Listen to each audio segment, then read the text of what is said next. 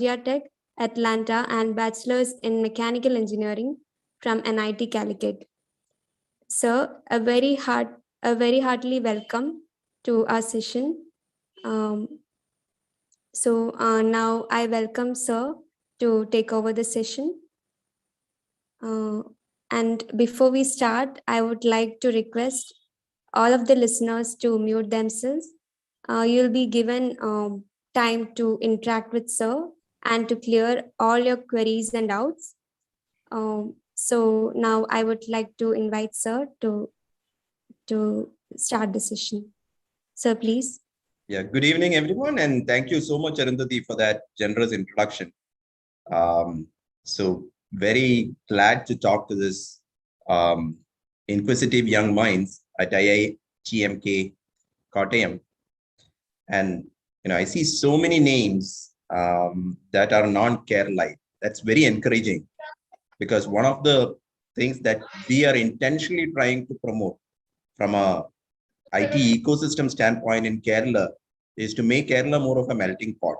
Right? Kerala's IT industry is predominantly consists of Malayali IT professionals, but we want to make it much more cosmopolitan than it is now. So that is extremely encouraging. And also, congratulations for the initiative and courage that each of you have shown in your willingness to pack your bags and leave your home state. Just by that courageous first act, you have bettered your chances of success. Because right from India, Silicon Valley, Bangalore to US Silicon Valley, that is California, IT industry and innovative enterprises have been built by migrants and people who have been willing to pack their bags and move.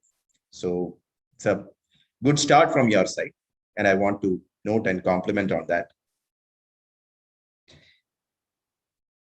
So my talk today, I'll probably talk a bit about innovation to start with, and then I'll get into India's startup ecosystem overall, and specifically focus on Kerala startup ecosystem, just because I also happen to be the Chief Executive Officer for Kerala Startup Mission at this point. Kerala Startup Mission, if for those who don't know, is the nodal agency for the promotion of startups in Kerala. So the reason why I thought I should talk a bit about innovation is because of the context. So I know you have an incubation facility or multiple incubation facilities at your college, and you are a premier educational institution of technical learning. And one of the key purposes of an engineering education is to develop an innovative mindset in students. That innovative mindset may not necessarily mean that you become an entrepreneur. However, it will certainly help you in your professional, social, as well as personal lives. Innovation is important to the advancement of society as it solves social problems, involves quality of life, and enhances society's capacity to act overall. New technologies, products, and services created by innovation lead to improved capabilities and better use of assets and resources. Innovation is also important for business because innovation helps grow your business and ultimately increase your profits. Innovation helps you stay ahead of competition, and by staying ahead of competition, it makes you better profits all over again. Innovation also helps you take advantage of the latest technology trends and advancements. Ultimately, innovation at all levels create value to the society, solves our problems, makes our life better, safer, faster, easier when innovation is done responsibly and ethically. I stress on that because especially on that ethical, legal, and moral implications and standards to be maintained by innovators for innovation to be beneficial to society. And that's something which you should always keep in mind, because any technological advancement have two sides for that coin, right? There are definitely good effects and there is definitely bad effects. So as innovators, you have the responsibility. As engineers and innovators, you have that social obligation for keeping that legal and ethical and moral aspects in mind as well. So let me actually give you at least one example of what difference innovation at a grassroots level can make to the organization. You are all aware of the Paytm IPO that is ongoing. It is the largest tech IPO that India has seen so far. It is, I think today is the first day of Paytm stock trading in secondary markets. So those of you who are interested in stock market could search for that. Actually, it took a pretty big dip after the IPO price. So, but the topic is more on, the difference that IPO and its innovative founder Vijay Shekhar Sharma have made to our country. As we know, Paytm offers online payments such as mobile recharges, utility payments. It helps you pay for travel, movies, online events, even in-store point of sales kind of payments by using that QR code and your mobile app.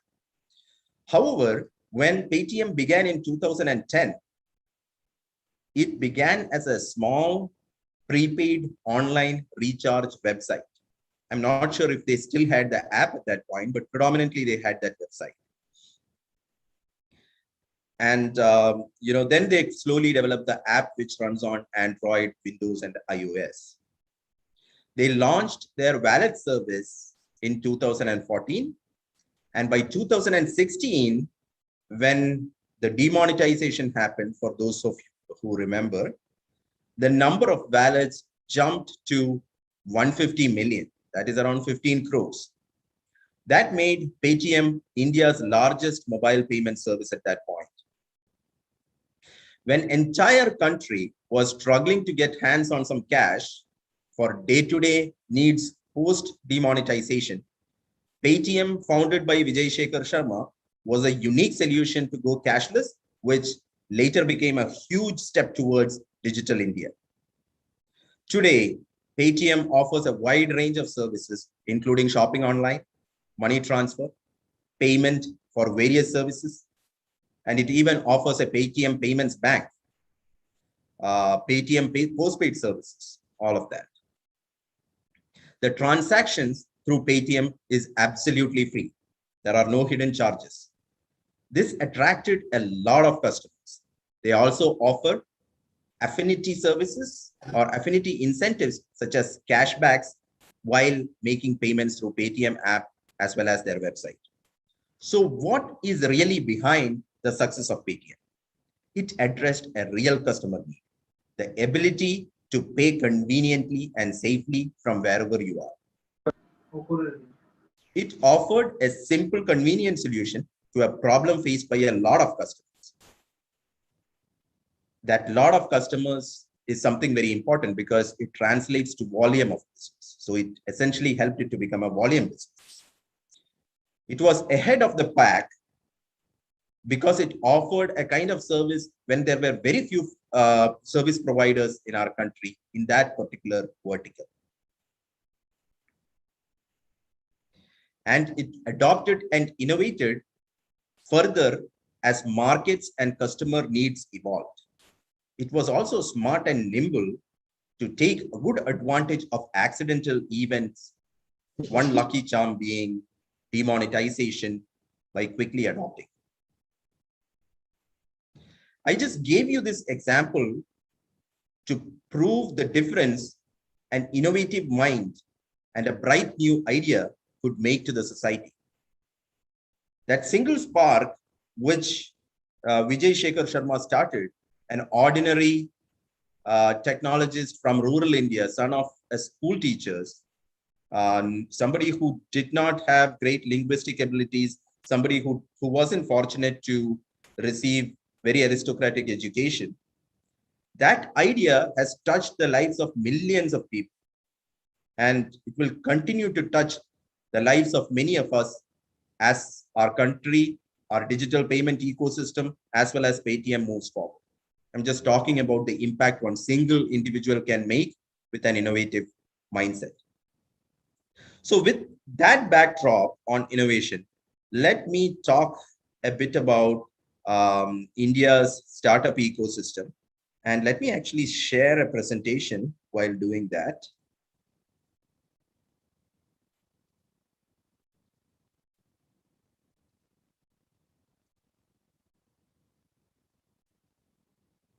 Okay, can you enable sharing for me?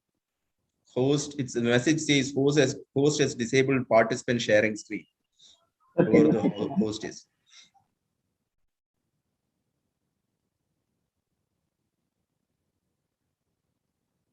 Thank you.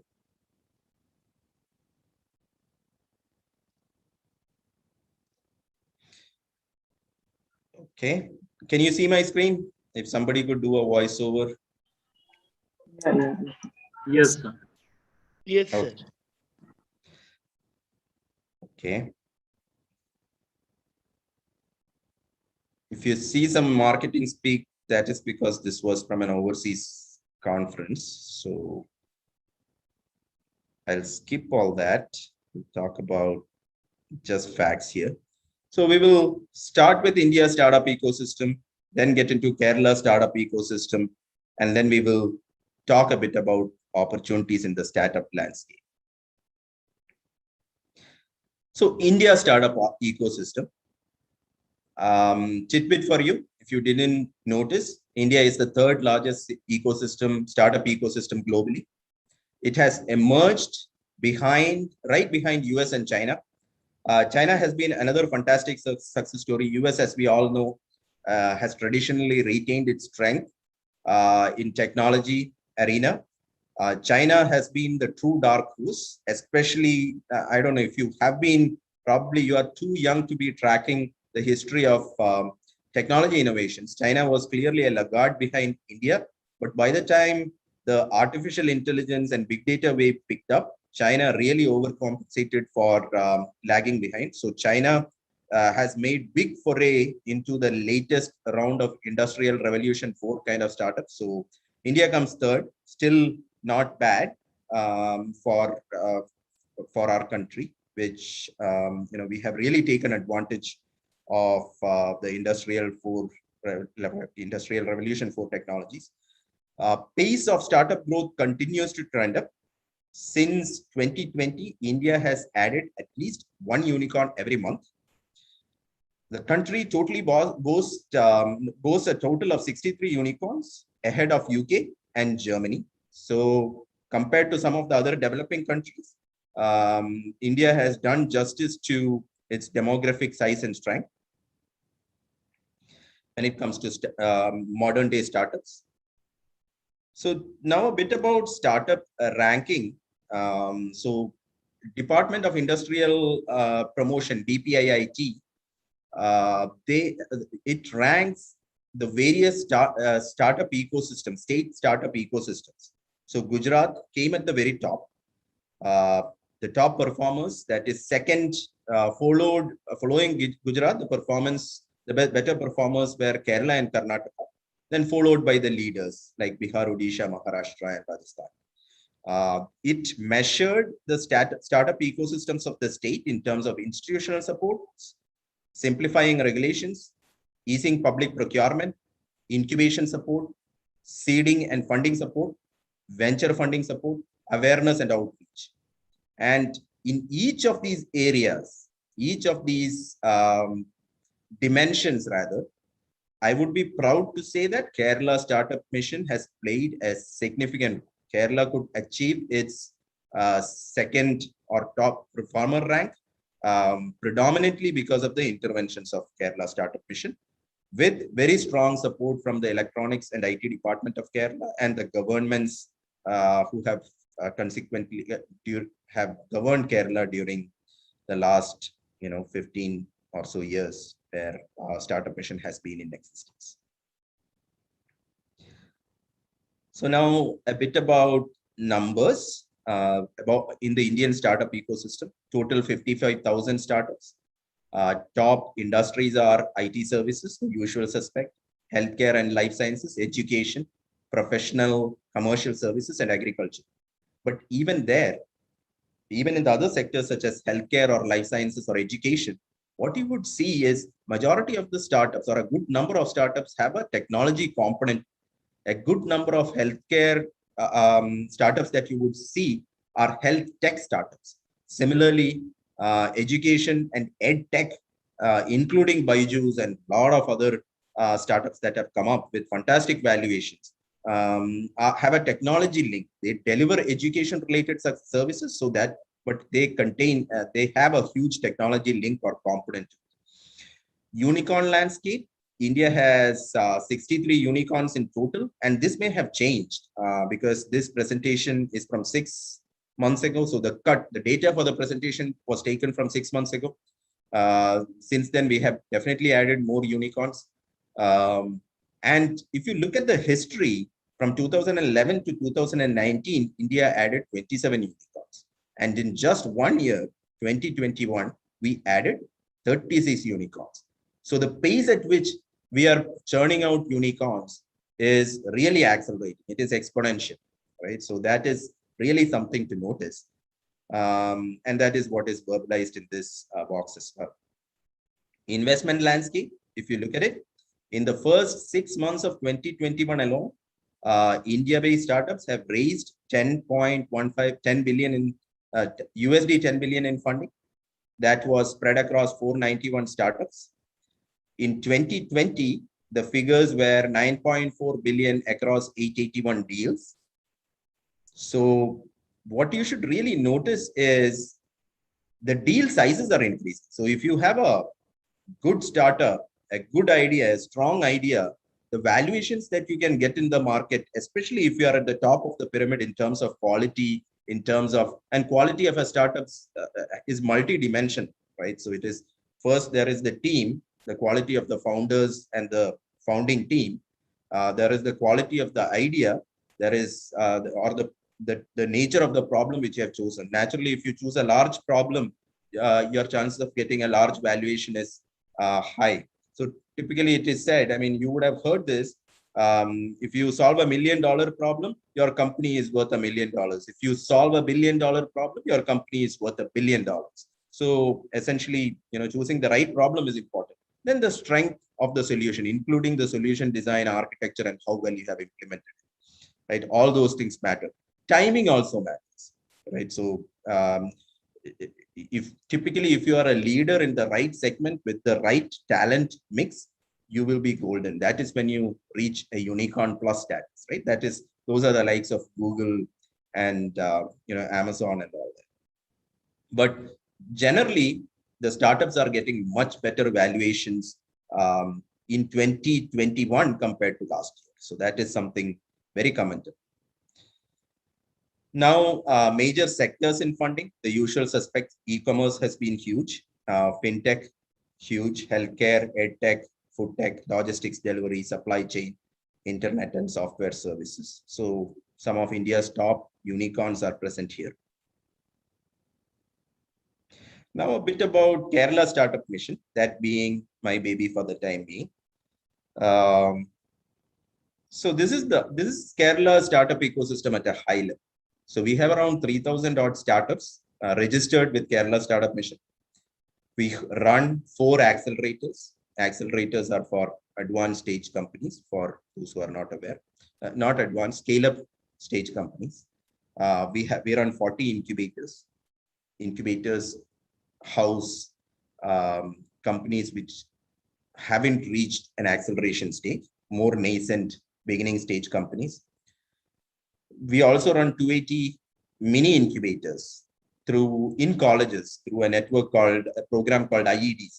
So IEDC is a flagship program from Kerala Startup Mission for campuses. We have nodes or cells in each campus, and there are several benefits that IEDCs get, including innovation grants, participation in events. So currently there is something called Innovators Premier League going on, in which hackathons and various challenges are happening. So IEDCs get to participate in all that. So I understand you don't have an IEDC in your college. That is something I would recommend that you seriously consider. By the way, in this picture behind it is the integrated startup complex in Kalamasheri, Kochi. We also happen to have one MIT Super Fab Lab there. as well as something which we have started in or did not start. I mean, it has been in existence for some time. An entity called Maker Village. Both these are fabrication oriented, rapid prototyping design kind of services for startups. And Central Minister Rajiv Chandrasekhar was there last week. So I don't know if you heard about this particular facility and minister's visit from last week. Total startup funding available. When it comes to startup funding is an important pillar. So Startup Mission, through its various interventions, have made more than rupees 2,000 crore available in VC and angel funding for Kerala-based startups. The whole ecosystem has generated around, it is actually 35,000. So I told you this is a bit older presentation. So it is 35,000 as of the latest counts. So those are some high-level statistics on Kerala startup ecosystem. I would actually go quickly and leave you with some time to ask questions. So this was the journey. Kerala was one of the first to start a technology business incubator. It started in Technopark, Thiruvananthapuram, and that was kind of the forefather of Kerala Startup Mission. And over a period of last 14 or 15 years, it has evolved into a fantastic high energy organization. It is a small team of 50 people. That is the core Startup Mission team, but it is definitely one of the best, highest performing ecosystem enablers in the country that I can pretty much guarantee you. This gives you an idea about, what is the I mean, we always talk about ecosystem when we talk about Kerala Startup Mission, because it is truly an ecosystem enabler. Kerala Startup Mission does a lot of different things, right? One, towards the right are the collaborators or partners who work with Kerala Startup Mission. Towards the left here, and towards the right, it is predominantly the components of Kerala Startup Mission. So who works with Kerala Startup Mission?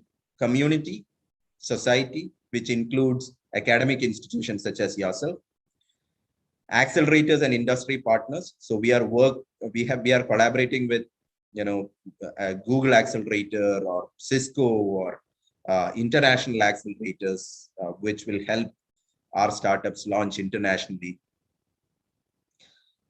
national and international level. We work with trade delegations, etc. We work with research centers to provide that intellectual property support as well as support research-based innovation. We work with investors and venture capitalists. We, in fact, have very solid tie-ups and co-investment models, even with multiple angel investment funds, leading angel investment funds in the country. Of course, we are a state government governed entity. So we are very close. We work very closely with the state and central governments as well. Those are the partners, right? And what does Kerala Startup Mission consist of? It consists of physical incubation and acceleration spaces. And it consists of buildings where startups are housed. So the building that you saw before, Technology Innovation Zone, was one, but there are several others spread across the state. It has a vast network of advisors and mentors, including the likes of Christopher Balakrishnan, Shibulal. There are a lot of marquee names, very, very well-respected industry names. Of course, it has young entrepreneurs. They are the lifeblood of Startup Mission. They sit within Startup Mission. They come there for programs. They work, accept grants and loans from Startup Mission. There are a bunch of ways. And I spoke about IEDCs, and by virtue or by channel of IEDCs, we have students who are associated with Startup Mission as well.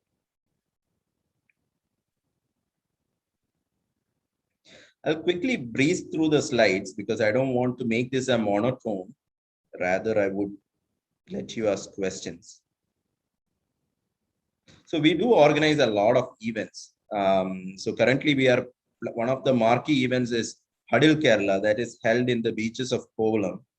So we I mean, this year we have, it is of course inaugurated by Chief Minister of Kerala. We are still trying to get the date. Minister Rajiv Chandrasekhar will be attending. The Mayor of London will be attending. We are working with a number of country heads of different companies, including Cisco and Accenture and all that, to see if they can attend. So it's a big event, right? So similarly, there are a lot of events which happen throughout the year, including um, evangelization events across colleges and things of that nature. So of course, there is the lab facilities, there are the accelerators, the fund management part, all that. So that should give you a flavor of what we do. I think I'll stop here for the time being. So these are the various market access programs.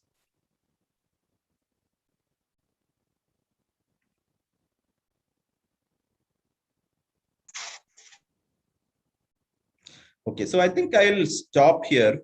These are the various, I'll just click through for the pictures. So these are the various facilities that we have.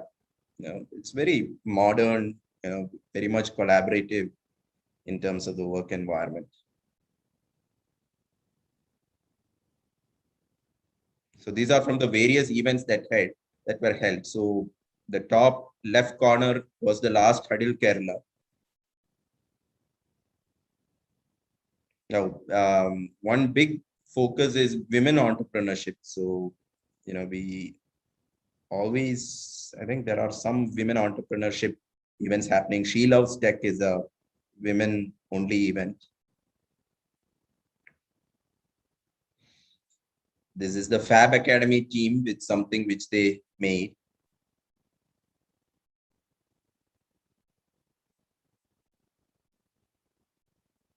So these are some of the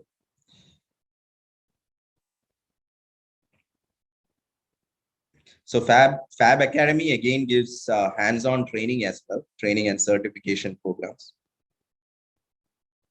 Futures Lab is specifically focused on AR, VR technologies.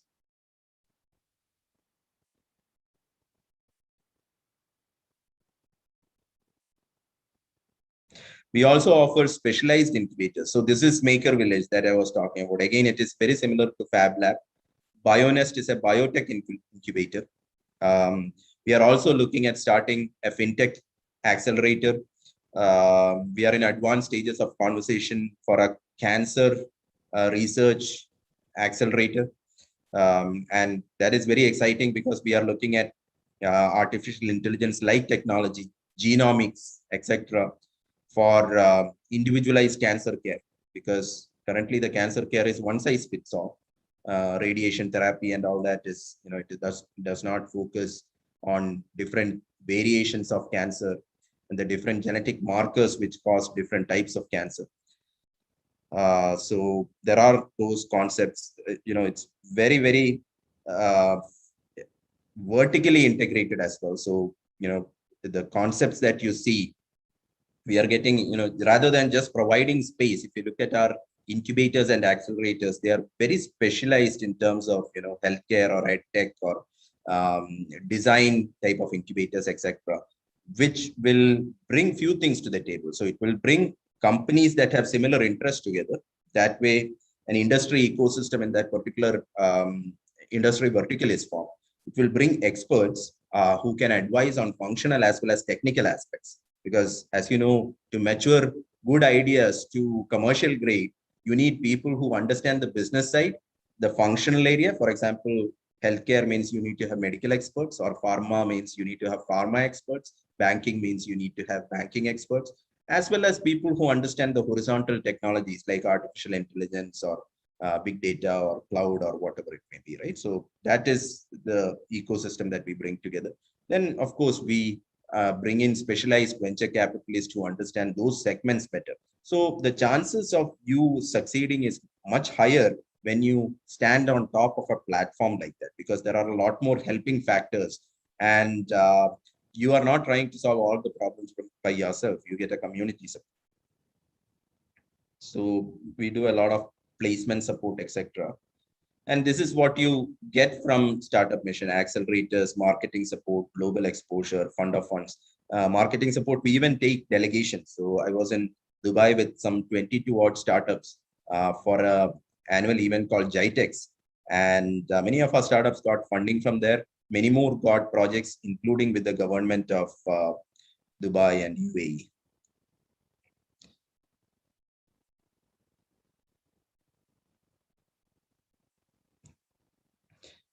Okay, I think I will stop there, and I will stop the sharing as well, and will open the stage for any questions you have.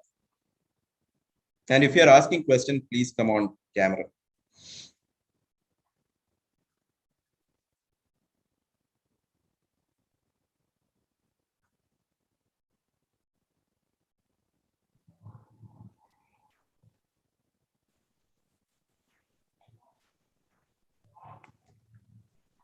Questions are open to both students and faculty.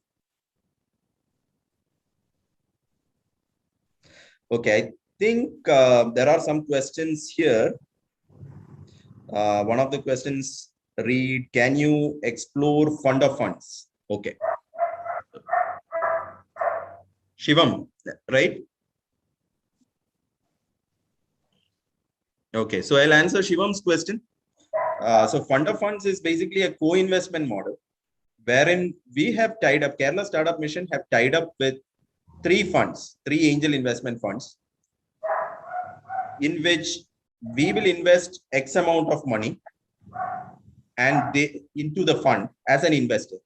And in turn, that particular angel investment fund will invest 2x, that is double that money back into Kerala-based startups. And unlike a loan, government is an investor. So when the startup makes a successful exit, government also, and one of the investments was actually opened, which was acquired by Google for 100 million.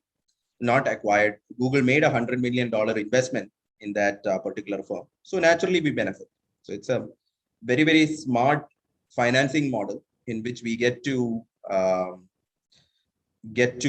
fund Kerala-based startups. At the same time, government can profit from the successful startups. Any other questions? You don't have to be intimidated. You can, very well come and ask any questions that you have.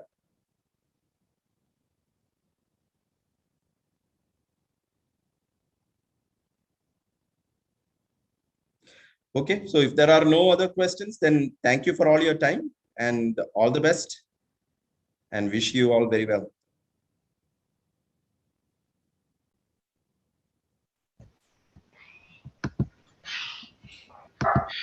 Thank you, sir.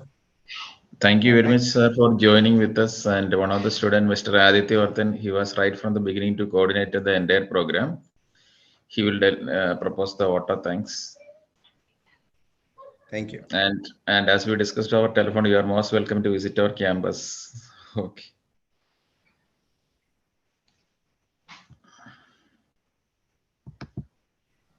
Hello, sir. Am I audible? Hello. Yes, you are audible. Yes.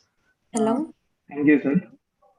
So I would propose Arindari to propose vote of thanks. Your internet is very feeble, sir. And thanks for the opportunity today. We are glad to be here virtually. Thank you so much, Bhaiya. Thank you, sir. That was very informative session. So with this, we are coming to the end of the session. We would like to express our extreme gratitude to Mr. John and Thomas, sir, for taking out his time from their busy schedules to enlighten our audience with knowledge and expertise. I would also like to express our sincere gratitude to Matthew, sir, our faculty in charge and placement cell officer, for their wonderful guidance and motivation. I would like to thank Aditya Vardhan Bhaiya, Yashwant Bhaiya, and all members for perfectly coordinating today's event. Thank you all for joining us today.